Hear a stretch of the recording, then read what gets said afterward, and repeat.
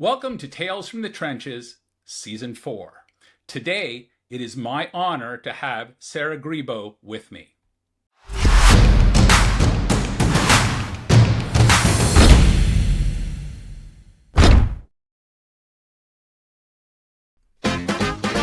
Here's a story of a fundraiser who was launching his very own web show. Each episode is very short due to edits, so it can really flow. Here's a story of a podcast guest star who was busy raising money of their own. They were each great in their own way, fundraising in the zone. Till the one day when Jack asked a guest to join him, and they knew it was much more than a jest, that these guests must somehow form a resource. That's the way they all became the podcast guests. The podcast guests. The podcast guests. That's the way they became the podcast guests.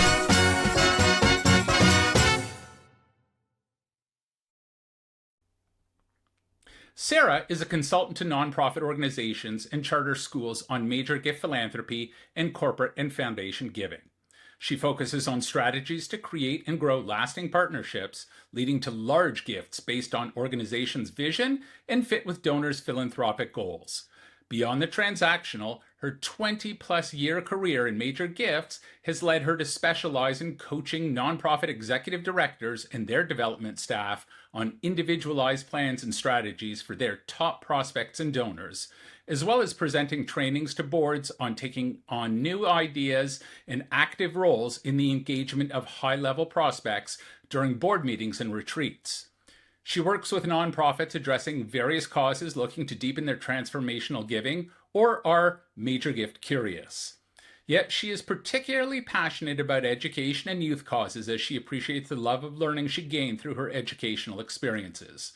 Sarah earned her master's degree in higher education from the University of Maryland and her bachelor's degree in comparative literature, both Spanish and English, with a minor in educational studies from Haverford College. So Sarah, what a long bio, but we are so pleased to have you on board. So welcome. Thank you. I'm excited for today's conversation. So major gifts is a tough one because, if you're dealing with a telethon or a direct mail, its cause and effect is pretty close. Correct. Major gift, sometimes it can take a couple years to close that gift. But you have that budget number that's sitting in front of you that the donor really doesn't care about because it's not in their timeline. Right.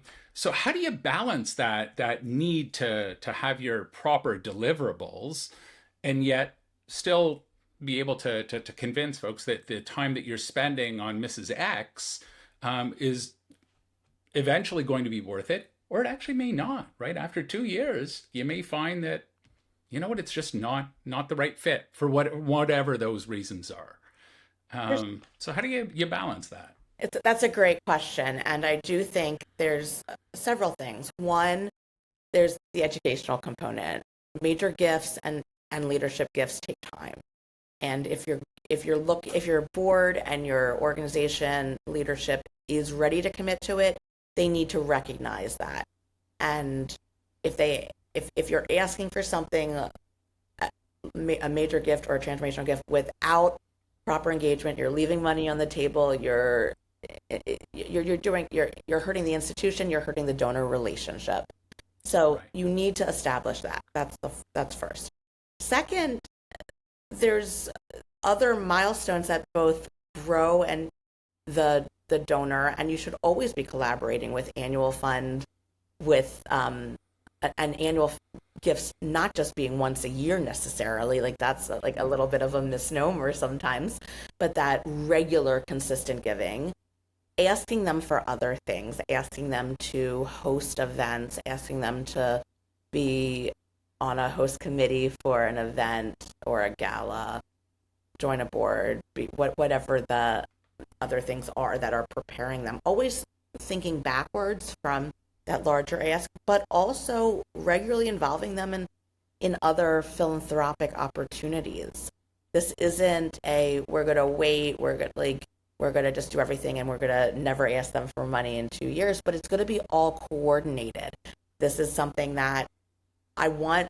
I think it's so important that a donor has multiple connections. I like to say tentacles of relationship with an organization, and that is with if there are annual fund officers and annual fund things, that's including them. So there are opportunities for them to be involved and for you to learn more about that donor and to change what you're thinking is the projection ask amount and ask timeline as you continue to engage and learn more. And some of that is through philanthropic engagement as well. Right, right.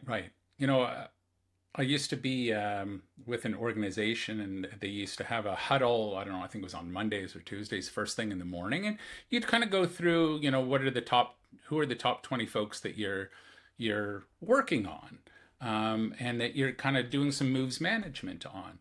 And someone will say, "Well, what about Mr. X? Oh, I haven't got to him yet, but don't touch him. He's on my list." So how do you see that? My guess would be yes, because it wasn't unique to my No, organization, it was not. sadly. And so how do you combat that whole kind of protectionism? I'd rather do nothing with them than let someone else take it who may be a better fit. Yeah, I really do believe that collaboration among fundraisers helps everyone in the long run. I mean, it's the right thing to do for the donor, from the donor's perspective, but it also does help everyone internally. And having worked both from the college perspective and the regional perspective, I've seen it both ways. I've seen colleagues as well as sometimes bosses and higher ups not wanting other people to touch their prospects. And it really is a missed opportunity. And I really find it, there's so much help for you to be able to collaborate. And frankly, I've been very fortunate to work with bosses who, when I wasn't caring enough about a credit, I didn't always advocate for myself in ways earlier in my career that I could have. That I would have been okay. That's fine. I'll always remember going to Texas for on behalf of a school when I was in a regional program, and with a donor who was angry at the university, and I really kind of was rebuilding the relationship, and we ended up working on something that became a multi-million-dollar gift. And the school, when I came back from that, wanted to take over it. And I was like, well, they trust me. Like, while I'm fine to bring you in, like, let's bring you in. That's absolutely great. I just repaired this horrible relationship. I really don't think it's in the best interest for me to just completely hand it off to you. But that's what they wanted to do, and that's what I ended up letting them do. And it wasn't what it didn't. It left a lot of things on the table, but it unfortunately it wasn't in their best interest in some ways, but in a lot of ways, in most ways. But for the most part, it's really showing that I'm collaborative, and I had the reputation of being collaborative, which is why I love this regional perspective, was because I really did have the opportunity to learn from different folks in very different spaces, get the expertise from regional when I was in the college, or oftentimes at the college when I was at the school or college when I was in regional. And again, you're building up the relationship from the donor to have multiple connections. Like, that's a great thing. And that creates a real stable network and partnership, which is exactly what you want. So I feel like the scarcity mindset is very transactional and is oftentimes, like, I think those that really get major gifts, and like, they recognize that that's not in their best interest. It's definitely not in the institution's best interest or the donor's best interest. Right, right. So how do you think that you as a fundraiser, because we all evolve, and we might evolve as to what some of our beliefs are, we might evolve into what some of our passions are. So how are you a different fundraiser today than you were 5 or 10 years ago? Wow. Um, I'm not as scared of making mistakes, of asking. I mean, I'm always come in from a place of care and concern and integrity, as well as, again, curiosity and respect. But I'm not looking that I need to be perfect. And I think I used to be a little bit intimidated that I'm going to meet with this very important person. I've worked so hard on getting here, setting up this visit. I've prepared for this visit. I've traveled for this visit. I want this to go perfectly. And I really like having a optimal outcome from the visit and the interaction, and like a minimally acceptable one, as well as ideas for how it could go different ways and openness for it to go a completely different way than I haven't even thought of. And I do think that that's something that isn't a necessity, that isn't a bad thing or isn't something I have to do, but something I'm excited to do. This is a great opportunity for me to learn more about the donor. This is about an upward trajectory of the relationship that is more about me learning than it is about me presenting or me getting something that I want. And from that, I'm able to just do my job better.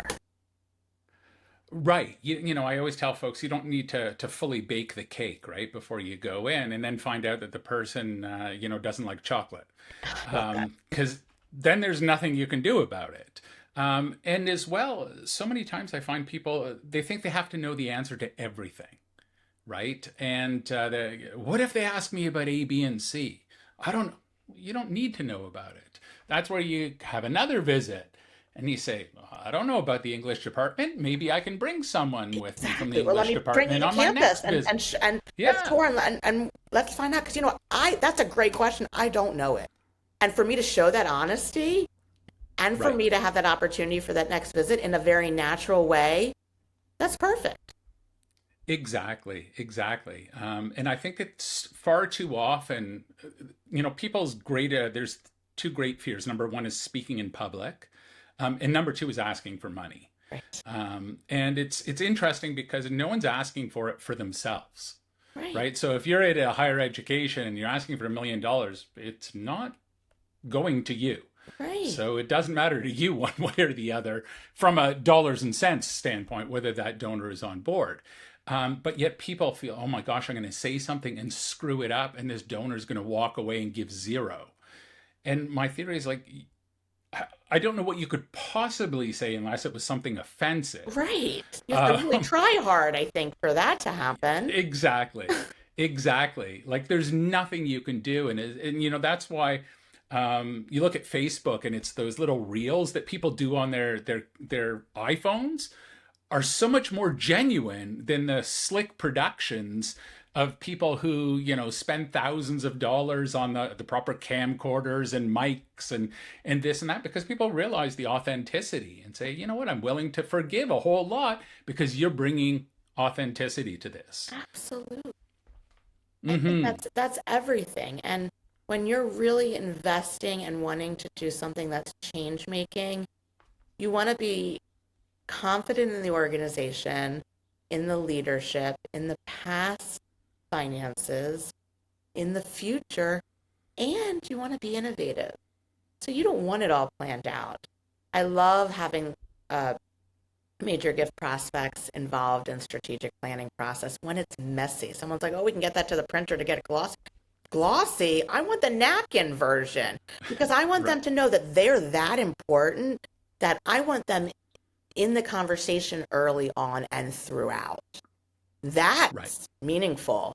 Yes, they're huge, but if I give them the glossy version, like that's showing that we've already made all the decisions and we've planned it out. Like they're not important enough to have the really instrumental ones. Give me the Right. napkin. Right. Give me the scratch Exactly. outs. Let Right. them give me an eraser for them to have. That's what I want to be part. That's what's exciting for a donor to be brought in. It's the creation of something new that's transformative. If you don't present an opportunity and show you're ready for new transformational ideas, then you're not ready for large, new transformational gifts. So Right. you have to be ready for that. And part of that is that trust building and that I mean, when I'm going in a large solicitation, it's not that I've never met the donor before. It's not that I've never spoken a word. Again, for me, in a lot of ways, an annual fund solicitation is so much harder because I don't know anything Right. specific or real, and I haven't like learned from the donor. So it's so much colder and harder.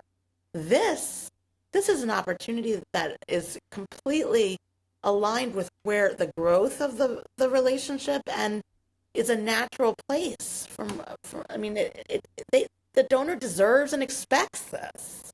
You. If folks wanted to reach out and find you, what's the best way of doing that? LinkedIn is the best way to reach me, Sarah Grebow on LinkedIn. Amazing, amazing. Thank you so much for your time, Sarah. Thank you, Jack. This was a pleasure.